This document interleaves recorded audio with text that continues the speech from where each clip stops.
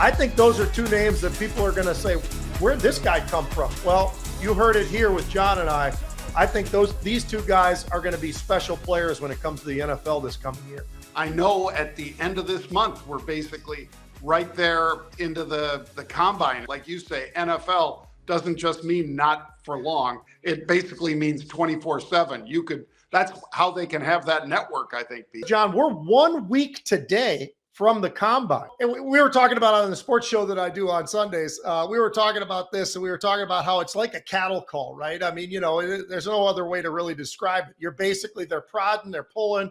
They've got the doctors doing this and that. Guys are out there running the 40 and they're bench pressing and, what kind of vertical, how big is your hand, everything. I mean, nothing is left without being checked out by the NFL doctors and some of the coaches that are out there. So I thought it would be kind of fun to just say, all right, well, let's step back a little further. We know who the superstars are of college, right? Mm-hmm. We know that the world right now is absolutely in love with Caleb Williams from USC. Now, I happen to disagree, but that's okay. I think there are other quarterbacks out there that I actually prefer over him. I just thought it would be fun, John, to pull out a couple of players that nobody's talking about. Nobody really knows outside of there, and you and I could maybe just define it for people. So they just had the Senior Bowl. At the Senior Bowl is another opportunity. It's almost like the combine without being the combine. They see players up close, playing against one another. I think it's a much more realistic look. And if you're invited to the Senior Bowl, it's why you go, so you can show off who you are, what you are. So Mcconkey, that's the first guy I wanted to focus on. He's a Georgia wide receiver. His numbers do not scare anybody. And when you look at him at the combine, probably won't really stand out. I don't think anybody's going to just even turn their heads much and just say, hey, this guy's unreal. Except for when the quarterbacks are maybe out there throwing the ball, which is what football is all about anyway, throwing the ball to a guy like him. He's 6 foot, 185 pounds. He's not very big. He gets compared to Cooper Kupp all the time. The guy at the Senior Bowl, there was not one corner, including all these number one, first round draft pick corner.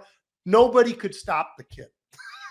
He has the best movement as a receiver that you've ever seen, shake and bake and all that. So he might not fry you with his 40 time, but he's going to burn you with what he's able to do physically out on the field. And he's going to be special. I had one other guy, and I know this guy you like, Darius Robinson from Missouri. Yep. And you and I talked about him a while back. You had brought up his name, and I'd watched him play because a lot of people forget this still, but Missouri's in the SEC. He's going up against some of the biggest and best there are, right? And this guy is not just a D tackle. He's not just an edge rusher. The guy can play every single position on the defensive line. He's 6'5", 296 pounds. He probably will run a damn good 40 time. But, John, how about this? This past year, he had 8.5 sacks. That's a big number for a big man. He had 14 tackles for loss. And like I said, he can play the 3 technique all the way to the 9. He can be on outside the tight end, or he could be right up on the center. The guy can do it from anywhere, and he's going to be a scary one. So I think those are two names that people are going to say, where'd this guy come from? Well, you heard it here with John and I. I think these two guys are going to be special players when it comes to the NFL this coming year. I agree on both, Pete, Mcconkey and Darius. And when you look at what Missouri did to a good Big Ten team, Pete, they took them apart. And one of the reasons was that big guy right in the middle there. Because, again, there are edge rushers. Like you said, he can be an edge rusher. He can be a nose guard. The nose guard's probably not where they're going to keep him, but a 200 or call it 300-pound edge rusher, they don't exist.